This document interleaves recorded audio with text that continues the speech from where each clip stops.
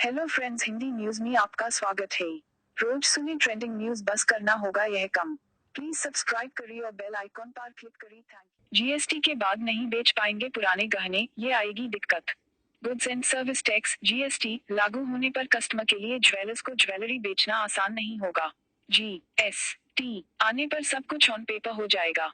Jewellers को अब पुरानी ज्वेलरी खरीदने पर रिवर्स चार्ज देना होगा। साथ ही उसे अपने रिकॉर्ड बुक में पुरानी खरीदी ज्वेलरी की डिटेल देनी होगी। अभी तक ज्यादातर ज्वेलर्स पुरानी खरीद को बुक में नहीं दिखाते थे। जीएसटी आने के बाद उन्हें सब कुछ अपनी बुक में दिखाना होगा। अभी असंगठित ज्वेलर पुरानी ज्वेलरी की खरीद को अपने इनवॉइस में नहीं दिखाते। नए सिस्टम में अब ये भी ऑन रिकॉर्ड होगा। मौजूदा सिस्टम में ज्यादातर कारोबारी पुरानी ज्वेलरी को खरीद कर और उसमें वैल्यू एडिशन कर बेचते हैं। ऐसे में उन्हें केवल डिफरेंस प्राइस पर ही टैक्स देना होता है। स्टॉक खरीदने पर देना होगा रिवर्स चार्ज। पुराने गोल्ड को बेचने की ऐसी ट्रेड प्रैक्टिस को ऑन रिकॉर्ड लाने का काम सरकार कर रही है, ताकि उसे ज्यादा से ज्यादा टैक्स मिल सके।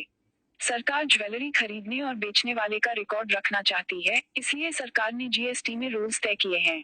अब ज्वेलर को पुराना स्टॉक खरीदने पर रिवर्स चार्ज देना होगा। पुरानी ज्वेलरी पर वैल्यू एडिशन कर या पुराने गहने खरीद कर नई ज्वेलरी बेचने पर जीएसटी भी देना होगा। ज्वेलर को देना होगा 2 बार टैक्स। उदाहरण के तौर पर अगर कस्टमर 1 लाख रुपए के पुरानी ज्वेलरी बेचकर 1.50 लाख रुपए की ज्वेलरी खरीदता था, तो कस्टमर और ज्वेलर डिफरेंस यानी 50,000 पर टैक्स देता था, लेकिन अब ऐसा नहीं होगा।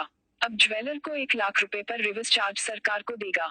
1.50 लाख रुपए की ज्वेलरी पर जीएसटी कस्टमर से लेगा, यानी ज्वेलर को सरकार को 2 बार टैक्स जमा कराना होगा। सो फ्रेंड्स, प्लीज शेयर करी न्यूज को और सब्सक्राइब जरूर करी। Thank you.